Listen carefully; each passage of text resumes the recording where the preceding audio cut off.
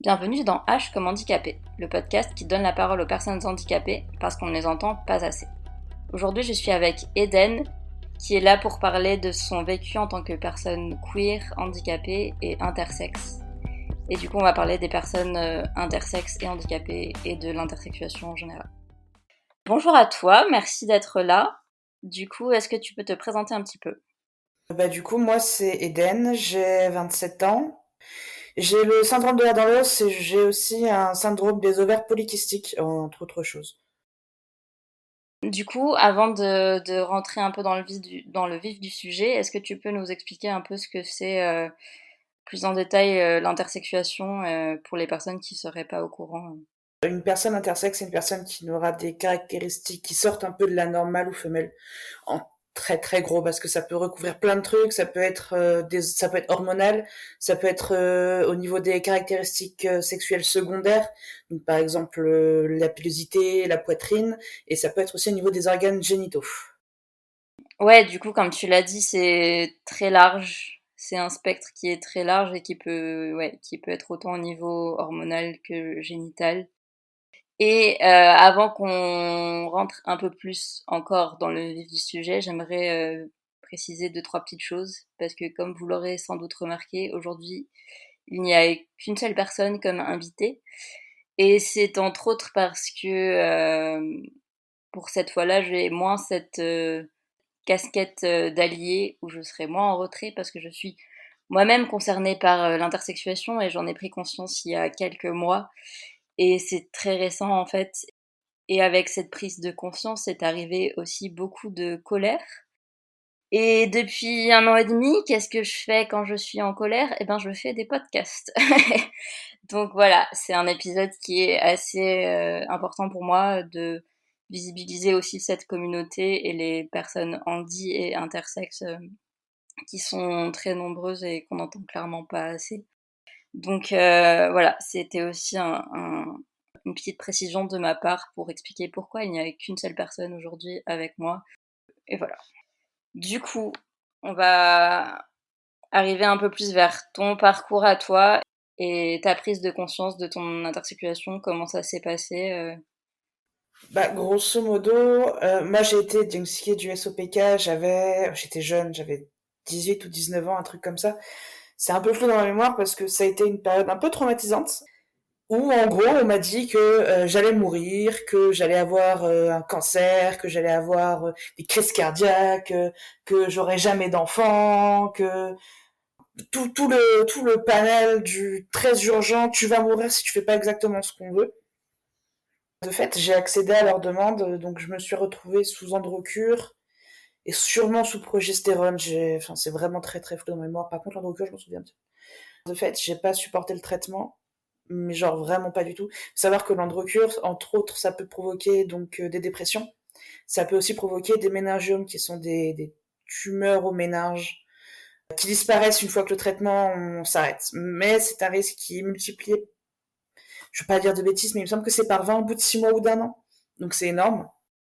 On m'a pas expliqué grand chose. En gros, on m'a juste dit, tiens, prends ça va faire disparaître tes poils. Et j'étais pas spécialement pour faire disparaître mes poils, mais je me disais, c'est le médecin, tu vois, c'est le médecin, il a fait plein d'études, il sait ce qu'il fait, il sait ce qu'il dit, tu vois. Et puis, comme je l'ai dit, j'étais très très jeune, donc forcément, j'avais pas, c'était la première fois que je parlais de tous ces trucs-là. Et du coup, j'ai fait ce qu'on m'a dit, en fait. De fait, traitement très mal supporté avec l'endoc qui m'a dit de continuer quand même. Elle m'avait mis aussi sous médicaments pour le diabète. J'ai pas de diabète. Mais c'est un risque aussi qui arrive avec le SOPK parce que c'est les hormones qui déconnent et qui font n'importe quoi. Mais toujours est-il que j'avais pas besoin de ces médicaments. J'avais besoin ni de recure, ni de progestérone, ni de médicaments contre le diabète. J'en avais pas besoin. C'était pour traiter des symptômes qui me gênaient pas, en fait. De fait, j'ai changé d'endoc qui m'a fait arrêter tous les cachets parce que j'en avais pas besoin, comme je l'ai dit.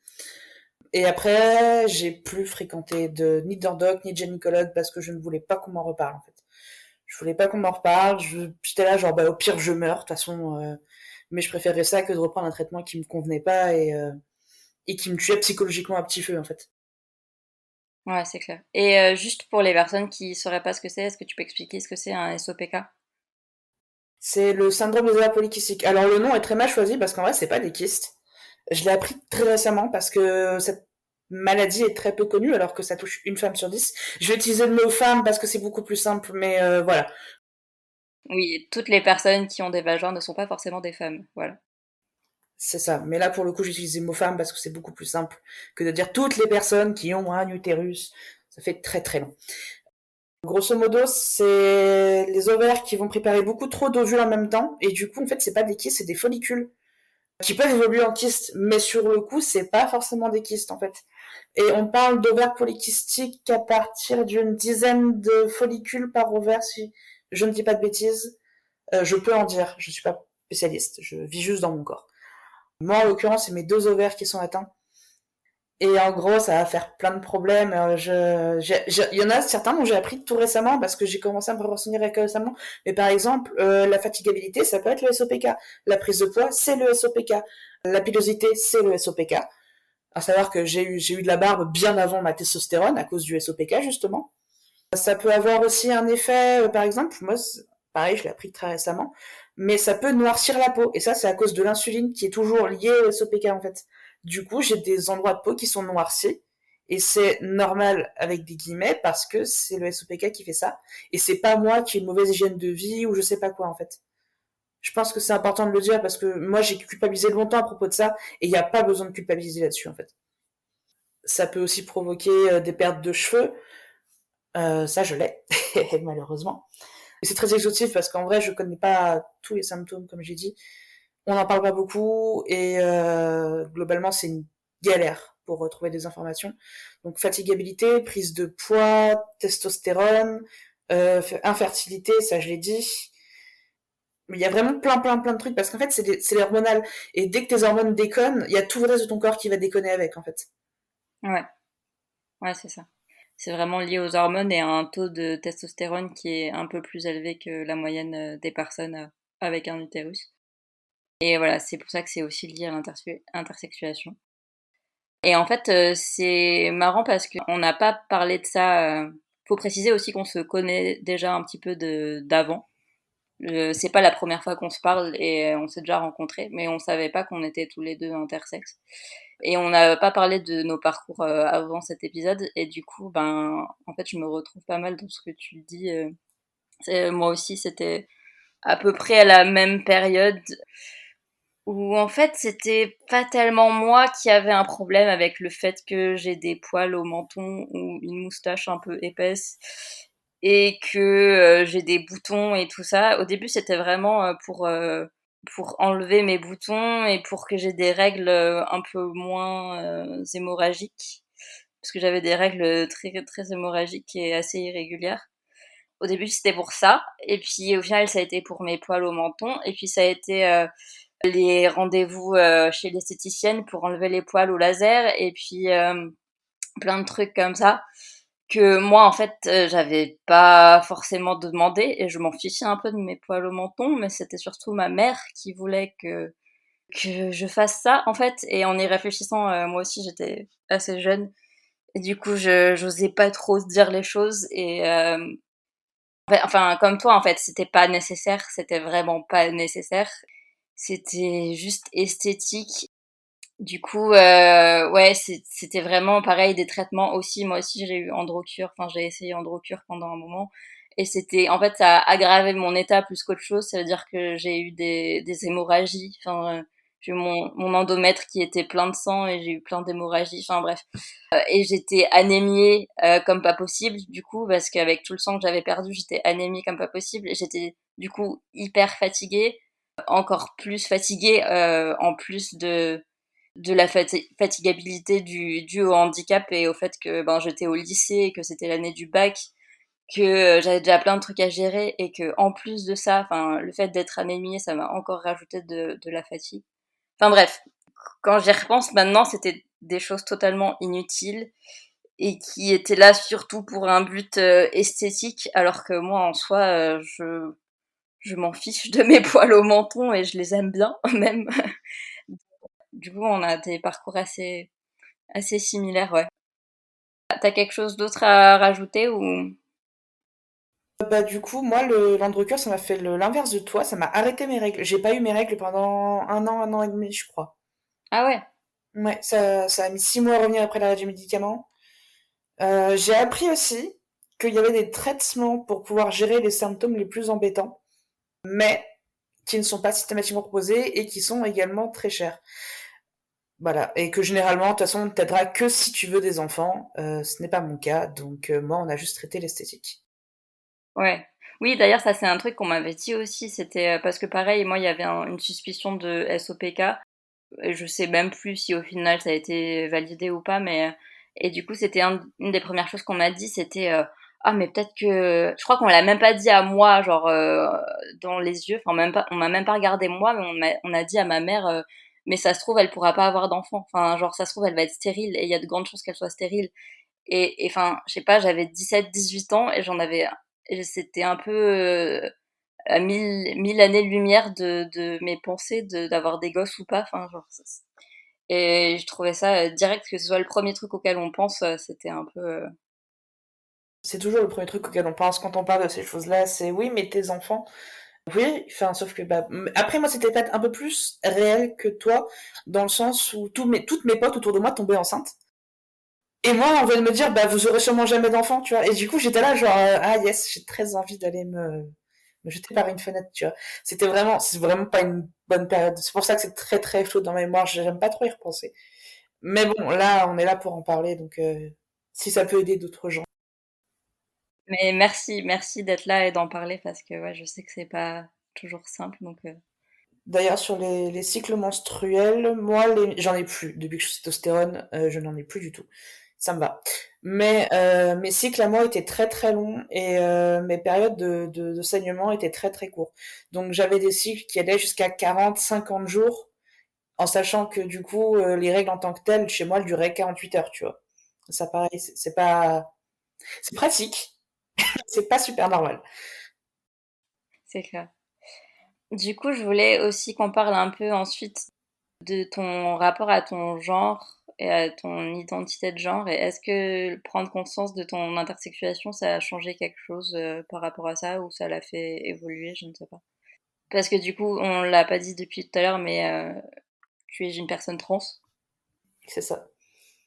Bah, j'étais plus ou moins en questionnement à l'époque et en fait, je m'étais dit un peu naïvement, hein, on va pas se mentir, mais j'étais jeune, que si je faisais disparaître mes poils, je me sentirais plus trans. C'est faux, ça n'a pas marché. Ça n'a pas marché du tout, c'était pire, je me suis jamais sentie aussi mal de toute ma vie. C'est dur, c'est vraiment... Mais ouais, effectivement, mes poils ont disparu et j'étais là, genre, je comprends pas, je me sens pas bien sur mes poils, tu vois.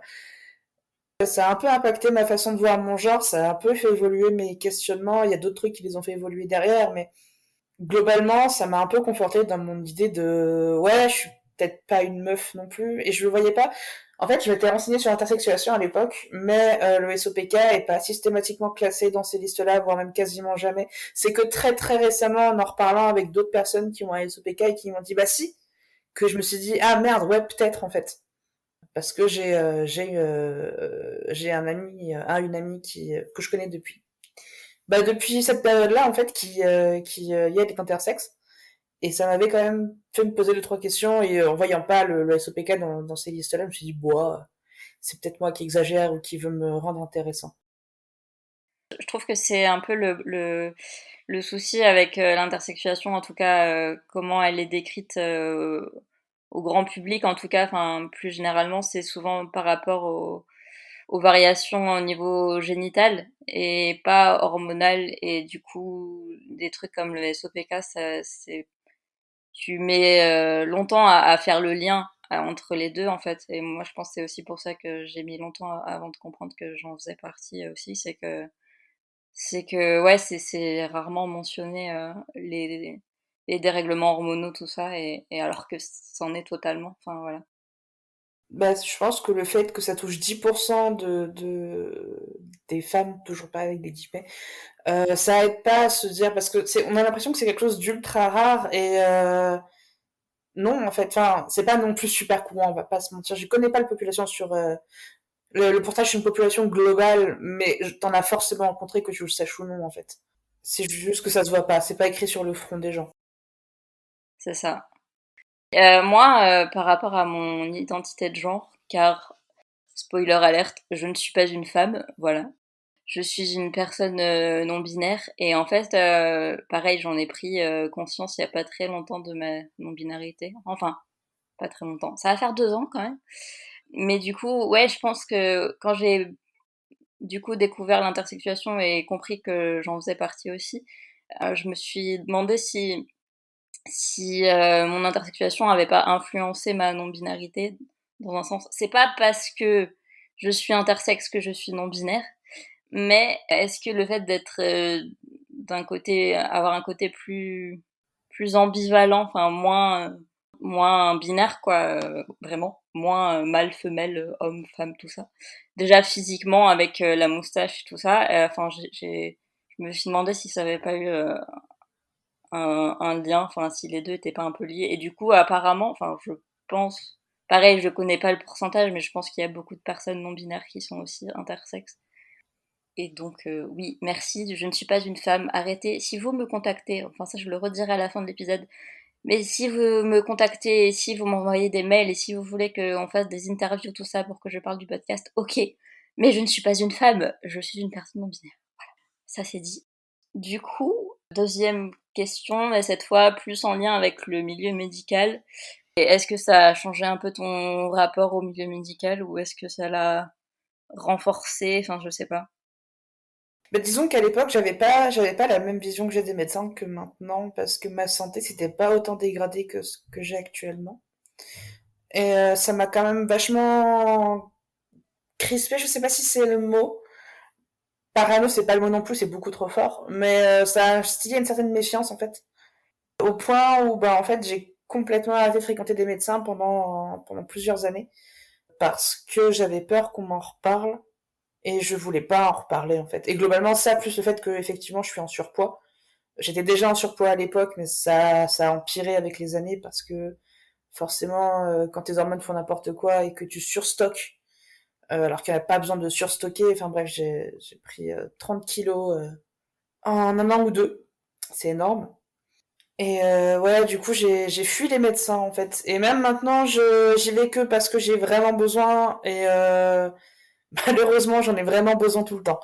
Donc, mais j'ai mis des stratégies, on va dire, pour éviter certains sujets, notamment donc, mon poids ou mes organes génitaux, ou est-ce que vous allez faire des enfants, ou tu vois. Ouais. Et je sais qu'on est vraiment beaucoup dans ce cas-là, dans la communauté handi en général, à être archi méfiant des médecins. Et c'est dommage, parce que on a quand même besoin d'elle. Enfin bref.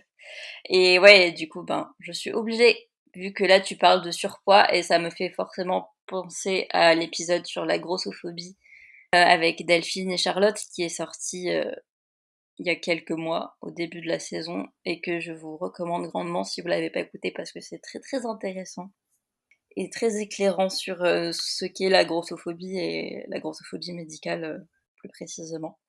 Voilà. Et est-ce que j'avais quelque chose à dire là-dessus? Oui, moi, je pense que, ben, en fait, c'est vrai qu'on a vraiment des parcours très similaires au final. Et du coup, ben, pareil, moi, j'étais assez jeune et j'étais encore un peu dans le style, il faut écouter les médecins, tout ça. Et en fait, bon, je l'ai déjà un peu dit tout à l'heure, mais d'en avoir pris conscience, ça a renforcé ma colère envers les médecins et cette société archi-binaire en règle générale. Parce que, encore une fois, c'est des trucs, des examens et des rendez-vous médicaux et tout, médicaux entre gros guillemets, qui étaient pas utiles pour moi. Et c'est juste parce que la société binaire dans laquelle on vit se dit il y a des mâles et des femelles et des hommes et des femmes. Alors que non, preuve en est, ça ne marche pas comme ça. Et ouais, ce truc des médecins qui se prennent un peu pour des dieux et qui pensent qu'ils savent tout mieux que toi et qui t'expliquent la vie et juste non, non, c'est fatigant. Donc ouais, si j'avais pas déjà un peu la haine contre le corps médical en général, clairement l'intersexuation ça n'a fait que augmenter ça. Parce que oui, enfin là pour le coup, j'ai envie de dire aussi parce que là on est sur deux profils, toi et moi, qui sont plus au niveau hormonal du coup. Mais il faut aussi préciser que l'intersexuation, c'est aussi des personnes qui sont mutilés à la naissance, pendant l'enfance, et qui ont des traumas énormes juste parce que leurs appareils génitaux ne correspondent pas à ce que doit être une petite fille ou un petit garçon. Et juste, c'est encore une fois les médecins qui se prennent pour Dieu et qui font des enfants traumatisés et des adultes traumatisés. Et juste, non, enfin, il faut arrêter ça, en fait. Et c'est pour ça que je tenais vraiment à faire cet épisode aujourd'hui, parce que c'est vraiment, vraiment important d'en parler. Voilà. Est-ce que tu as quelque chose d'autre à rajouter ou on peut continuer? On peut continuer. Ok, ça marche.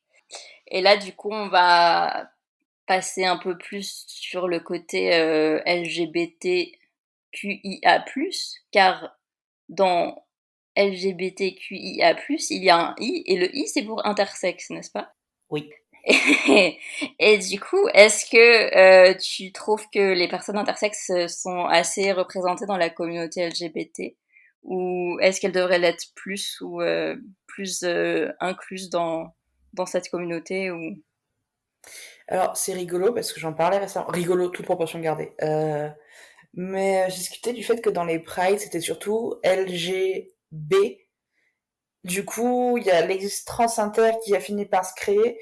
Mais j'ai l'impression que quand on parle de l'existence inter, souvent on dit que existence en fait. Donc le I s'est fait manger par le T, qui se fait manger par le LG, qui se fait... Enfin bref, c'est vraiment une chaîne alimentaire de l'être, c'est terrible. Mais j'ai vraiment l'impression que c'est une question qui est un peu passée sous silence, où on est là genre, ouais, c'est vrai, ça existe. Parce que même quand tu parles de LGBTI, moi j'inclus quasiment systématiquement lui, j'avoue que même moi j'ai tendance à l'oublier. Les gens s'arrêtent souvent en LGBT, et le reste, c'est un plus qui est là, il y fait joli, super. Globalement, j'étais à une Pride la semaine dernière, et j'ai pas eu l'impression de voir de drapeau inter, par exemple. Ou alors s'il y en avait un, il devait être perdu dans la foule, enfin, ouais, c'est une question dont on parle pas beaucoup, j'ai l'impression. Ou pareil, quand il y a des groupes trans inter, bah souvent c'est que des personnes trans ou quasiment que des personnes trans. On a tendance à relier ces deux sujets-là, alors que, bah, hormis la question de reprendre le pouvoir via par-dessus les médecins, on va dire, parce qu'il y a quand même des problèmes avec les médecins quand on est trans, hein, on va pas se mentir. Mais c'est vraiment le seul point commun, le problème. Il y a un problème avec les médecins. La question hormonale, par exemple, c'est pas la même. La question des chirurgies, c'est pas la même. Il faudrait qu'on arrête de tout mettre dans la même case, parce que c'est des trucs qui se ressemblent un petit peu. Il y a une question de reprendre le dessus sur son image, de réussir à avoir ce qu'on veut effectivement, mais ça va pas plus loin en fait. C'est des questions qui se ressemblent un peu de loin, puis dès que tu commences à mettre un peu le nez dedans, tu te rends bien compte que c'est pas la même chose, quoi. Ouais, c'est clair. Mais en même temps, certes, c'est pas la même chose, mais en même temps, il y a quand même beaucoup de liens que tu peux faire. Et je trouve que, enfin, moi, en fait, j'adore être intersexe juste parce que ça démonte tout le discours transphobe, en fait. Que la binarité mâle-femelle, tout ça, ça n'existe pas, en fait. Et que même dans la nature, ça prouve que même dans la nature, il n'y a pas de binarité, en fait. Et que juste, ça tient pas debout, votre affaire de transphobie là. Du coup, je trouve ça en fait vraiment dommage qu'il y ait pas plus de parallèles là-dessus. Et en même temps, c'est vrai que certes, les deux, les transidentités et l'intersexuation, c'est en lien avec le genre. Mais en même temps, encore une fois, je le répète, il y a des personnes qui sont cisgenres et qui sont intersexes. En fait, le genre et l'intersexuation n'ont pas forcément de lien. C'est pas parce que on est intersexe qu'on est trans ou inversement. Vraiment, je tiens à le rappeler parce que je sens que il y a des personnes qui vont faire des raccourcis là, et j'ai pas envie, hein, voilà. Mais j'ai déjà vu ce genre de raccourci, je suis désolée, je te coupe. Mais il y a des gens qui vont parler de personnes non binaires cis en disant mais si, les intersexes, et je suis là genre bah non, parce que ça n'a rien à voir en fait. Ça n'a strictement rien à voir. Et il faut que j'en parle avec ma famille. Un jour, j'en parlerai avec ma famille, peut-être. Mais j'ai vraiment très peur que de leur dire salut, je suis inter, et on me dit ah mais c'est pour ça que t'es trans en fait. Alors que encore une fois, ça n'a aucun rapport avec la choucroute. Je veux dire, je savais que j'étais trans bien avant de mettre le mot sur l'intersexuation en fait. Et même si j'étais restée dans le déni de l'intersexuation, je serais quand même restée trans. Et il y a beaucoup de gens qui justifient, parce que effectivement, l'intersexuation, ça démonte un peu le discours transphobe, mais il y en a qui le prennent comme appui aussi pour justifier la transidentité. Et c'est non, c'est toujours un non, ça peut se ressembler, effectivement. Il y a des questions communes, notamment au niveau de je m'autodétermine, en fait, mais on peut pas justifier un discours sur l'autre. En fait, je trouve ça vraiment très bizarre de dire mais si regarde comme il y a l'intersexuation, la transidentité c'est ok. Non. Comme tu l'as dit, il y a des personnes cis qui sont intersexes. Ouais, non, c'est clair. Mais enfin, ouais, du coup, je pense qu'on est quand même tous les deux d'accord pour dire que qu'il faut que on soit plus visible dans cette communauté. Mais j'ai envie de dire, il faut que les personnes handy soient plus visibles dans cette communauté. Et il y a tellement de d'oubli et de personnes qui sont invisibilisées. Et oui, comme tu disais tout à l'heure, le LGB, et j'ai même envie de dire le LG tout court, parce que le B, on... c'est un peu tous les 4 matins, hein. Du coup, ouais, non, il y a clairement encore beaucoup, beaucoup de taf. Et surtout qu'en plus, enfin, je trouve que tout ce qui est intersexuation, transidentité, personnes handi, c'est que des trucs qui touchent au médical. Et en fait, ça rappelle une nouvelle fois que, comme le disait Morgane, coucou Morgane si tu nous écoutes, que dans son épisode, l'épisode 6 de la première saison, où elle disait que l'histoire de la communauté LGBTQIA+, c'était aussi une histoire de validisme, et c'est clairement le cas. Et c'est clairement les personnes trans, les personnes inter qui ont été vues comme des monstres et comme des bêtes de foire qu'il fallait corriger.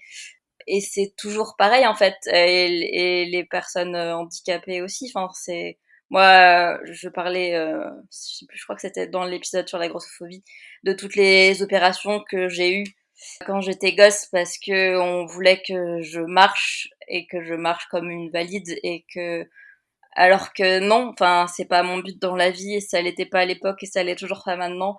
Et voilà, c'est toujours une histoire de normer des corps qui sont pas dans la norme et il faut arrêter de faire ça. Encore une fois, ça traumatise des gens et c'est tout en fait. Donc ouais, il y a beaucoup beaucoup trop de ponts et de liens à faire entre toutes ces communautés et toutes ces personnes. Et bref, c'est vraiment dommage que les personnes inter soient si peu représentées dans la communauté queer parce que elles sont là et elles sont légitimes à être là. Donc c'est aussi pour ça que je fais cet épisode et que ce n'est pas un hasard s'il sort au mois de juin, car c'est le mois des fiertés. Et comme d'habitude, le mois des fiertés, c'est très bien, c'est très chouette, mais c'est aussi plein de validisme et on en a marre. Et là, je dis ça alors que on est à la fin du mois de mai quand on enregistre cet épisode et qu'il y a encore pas beaucoup de Pride qui ont eu lieu, mais je sens déjà que ça va être de la merde. Mais bref, c'est un autre sujet.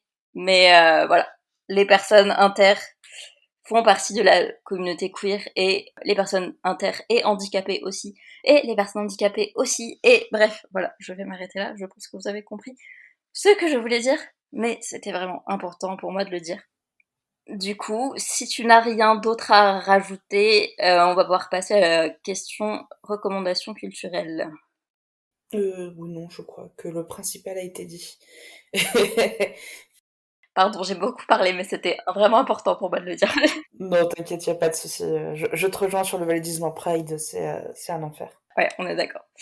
D'ailleurs, si vous ne l'avez pas fait, allez écouter l'épisode avec Morgane parce qu'il est trop bien. Voilà, j'adore refaire de la pub pour mes épisodes dans d'autres épisodes. J'aime beaucoup ce cycle.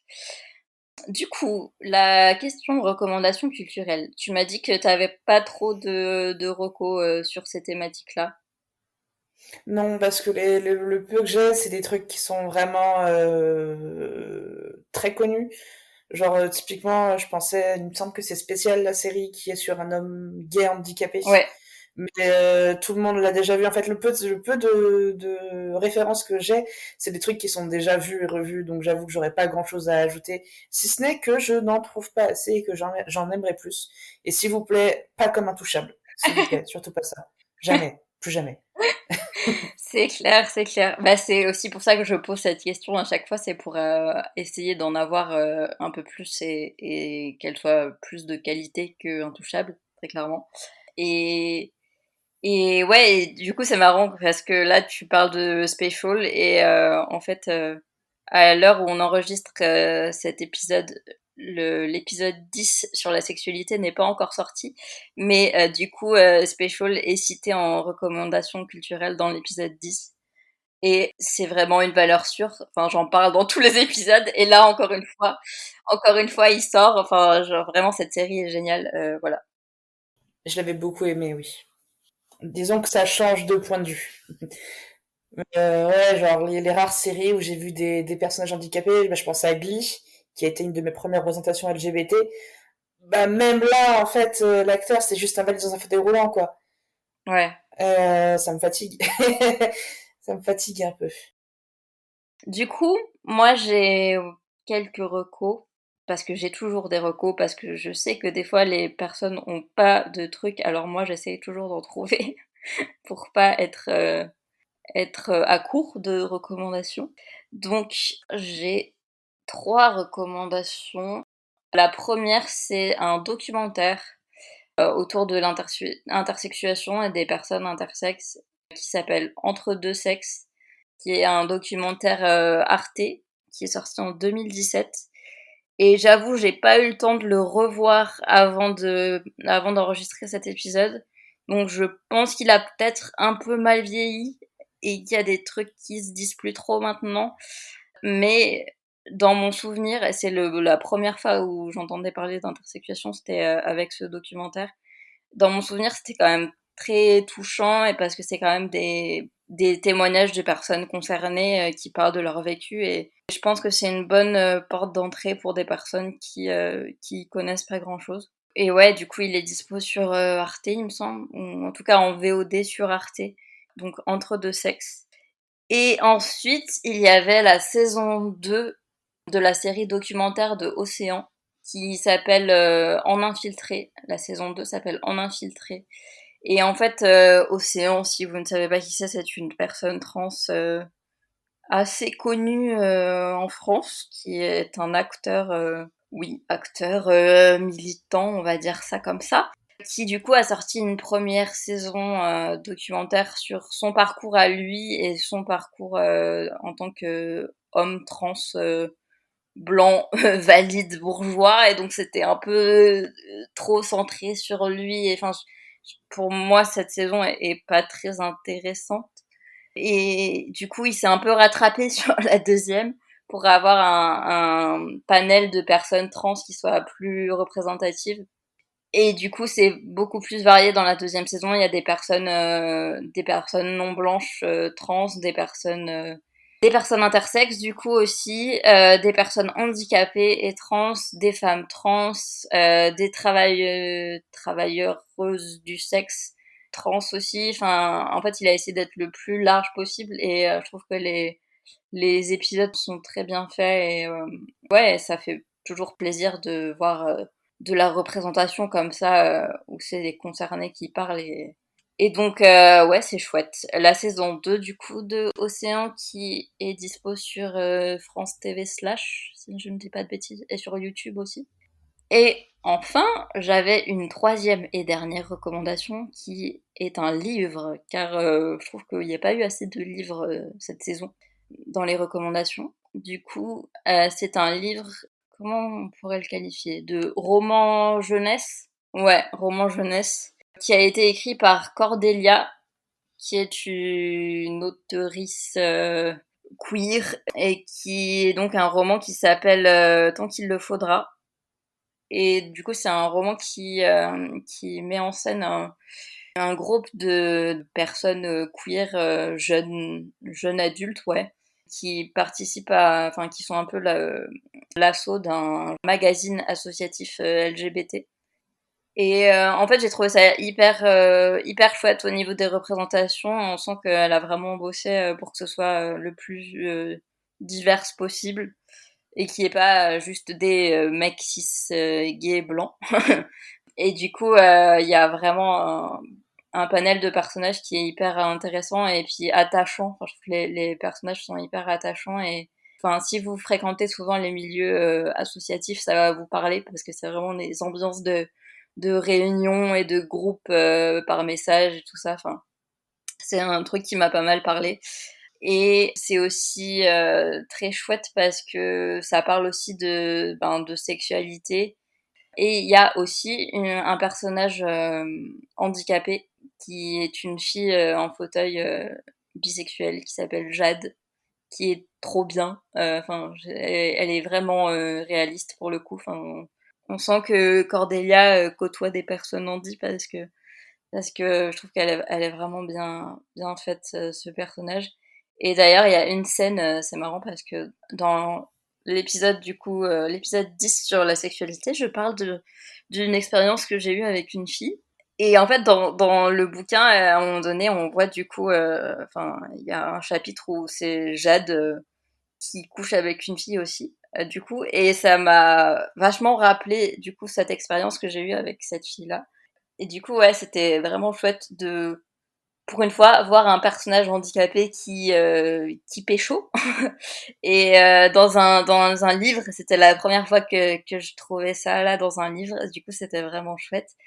Et ouais, et en plus, il est vraiment simple à lire, hein, genre vraiment facile à lire pour moi qui ai un trouble de l'attention. Clairement, lire des livres, c'est compliqué. Et du coup, je le dis à chaque fois, mais si je recommande des livres ici, c'est que vraiment ils sont simples à lire. Parce que sinon, je les finis pas de toute façon. Donc voilà. C'est vraiment tant qu'il le faudra. Il me semble qu'il y a 2 tomes et qu'il y en a un troisième qui est en cours d'écriture encore, je crois. Enfin, je sais plus exactement. Et du coup, là, j'ai fini le premier et le deuxième, clairement, je vais aller le lire cet été parce que je veux savoir la suite. Voilà, c'était trop bien. Ben, du coup, on arrive à la fin de cet épisode. Ben, merci beaucoup, Eden, d'avoir participé. Bah, de rien. Merci, je le redis toujours, mais merci aux personnes qui écoutent les épisodes.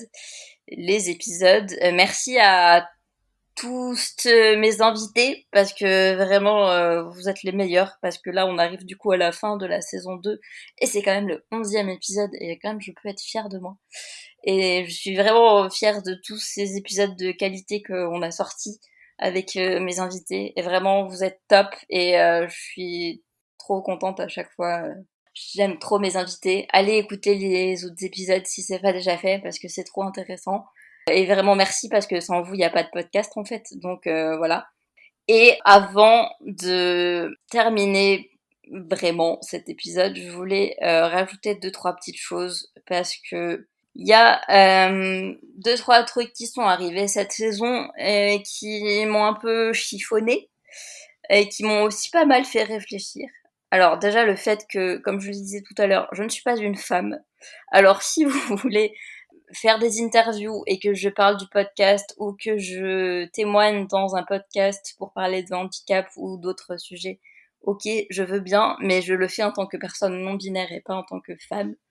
Et je le fais en tant que personne non binaire handicapée et tout ça, mais enfin, j'aimerais bien préciser aussi que je suis pas la seule. Enfin, j'ai pas envie d'être un espèce de totem ou un porte-parole parce que, comme j'ai essayé de le montrer cette saison, il y a plein de diversité. Enfin, le spectre du handicap est hyper large et en fait, moi, je représente juste. C'est mon vécu à moi et c'est mes handicaps, mais en fait, il y en a plein d'autres et je pense que c'est important de le dire aussi. Je veux pas trop parler au nom de la communauté parce que clairement, je suis pas représentative. Et aussi, si vous voulez que je témoigne dans un podcast, je le ferai avec plaisir, mais il faut que votre podcast soit accessible et soit sous-titré et soit retranscrit et retranscrit assez bien comme il faut et pas n'importe comment. Parce que pour la petite anecdote, j'ai témoigné dans un podcast il y a pas très longtemps et en fait j'ai oublié de penser à la retranscription car oui, on a tous des biais validistes et moi la première. Du coup, j'ai après envoyé un message à la personne pour lui dire de retranscrire l'épisode, ce qu'elle a fait, mais elle l'a vraiment mal fait. Et en fait, elle a retranscrit évidemment que cet épisode. Et les épisodes qui sont sortis après, elle les a pas retranscrits. Et en fait, du coup, je n'ai même pas partagé l'épisode parce que j'assumais pas, en fait. Cette saison, ça m'a vraiment beaucoup fait réfléchir à mes biais validistes par rapport à ça parce que, en fait, j'aurais dû faire ça dès le départ et je l'ai pas fait, mais j'aurais dû, et maintenant je vais le faire. Donc, en fait, si votre podcast n'est pas accessible, je n'irai pas témoigner dedans. Et pareil, si je recommande des podcasts dans le podcast en recommandation culturelle, ce sera forcément des podcasts accessibles, des podcasts retranscrits. Et je demanderai à mes invités aussi de vérifier si elles veulent recommander des podcasts, qu'ils soient bien retranscrits aussi. Parce que vraiment, c'est important. L'accessibilité, c'est pas un caprice en fait, c'est un droit. Et c'est pas juste pour les personnes sourdes d'ailleurs. Ça, c'est quelque chose que le podcast m'a appris, c'est que la retranscription, ça sert aussi pour des personnes qui ont des problèmes d'attention. Enfin, ça peut servir pour plein de types de handicaps différents et pas juste pour des personnes sourdes. Donc en fait, oui, je sais que la retranscription, c'est beaucoup, beaucoup, beaucoup de boulot, mais c'est vraiment important et en fait, ça vous fait gagner des auditeuristes. Donc en fait, il faut le faire. Voilà, en fait, il y a que du positif à faire des retranscriptions. Mis à part le fait que c'est très fatigant, oui, d'accord. Mais vraiment, c'est important, il faut le faire. Et d'ailleurs, je passe une petite annonce comme ça. S'il y a des personnes qui veulent m'aider pour la retranscription pour les futurs épisodes et qui, au préalable, savent déjà un peu ce que c'est retranscrire, que j'ai pas à vous former en fait, parce que j'ai pas le temps de vous former, j'ai pas l'énergie de vous former. Mais s'il y a des personnes qui sont motivées pour m'aider là-dessus, vous pouvez m'envoyer un mail du coup à hcommandipodcast@gmail.com. Donc voilà, ça c'était mon petit point accessibilité parce que vraiment il faut que ça change. Et il y a un dernier point que je voulais aborder, c'est aussi le fait que ce podcast et je pensais que c'était assez évident, mais apparemment pas assez, parce qu'il y a des personnes qui m'ont envoyé des mails un peu à côté de la plaque. Ce podcast est clairement anti-validiste en fait. Et si vous savez pas ce que c'est le validisme, en fait, ben on n'est pas trop sur la même longueur d'onde. Et ce podcast est contre les institutions et les institutions qui enferment les personnes handicapées. Et ce podcast est pour l'autonomie et l'indépendance des personnes handicapées. Et en fait, je veux pas aller faire des selfies avec Sophie Cluzel. Ça ne m'intéresse pas. Je veux pas faire de partenariat avec l'APF. Non, en fait, non, je suis même pas désolée. Peut-être que je vais perdre des auditeuristes en disant tout ça, mais en fait, clairement, ces personnes ne sont pas du tout en accord avec mes valeurs et je voulais mettre vraiment ça au clair. Si vous m'envoyez un mail et que vous citez Sophie Cluzel dedans, en fait, c'est next. Ce podcast est là contre le validisme. Ce podcast, c'est un projet militant anti-validiste qui a été fait par la colère militante, et je le dis tout le temps, mais c'est vrai, et j'ai pas fait ça pour aller lécher les bottes des valides et pour collaborer avec des gens qui enferment les personnes handicapées et qui vont totalement à l'encontre de mes valeurs. Et je pense aussi des valeurs de mes invités qui partagent un peu ces mêmes idées. Donc voilà, je le dis ici, je le redirai sur Instagram parce que vraiment c'est important. Les valides, je fais pas ça pour vous. Et c'est cool si vous apprenez des trucs, mais c'est pas le but premier de ce podcast. Et je me dis, c'est pas grave, si je perds des gens en route, c'est que on n'était pas fait pour s'entendre, et puis c'est tout.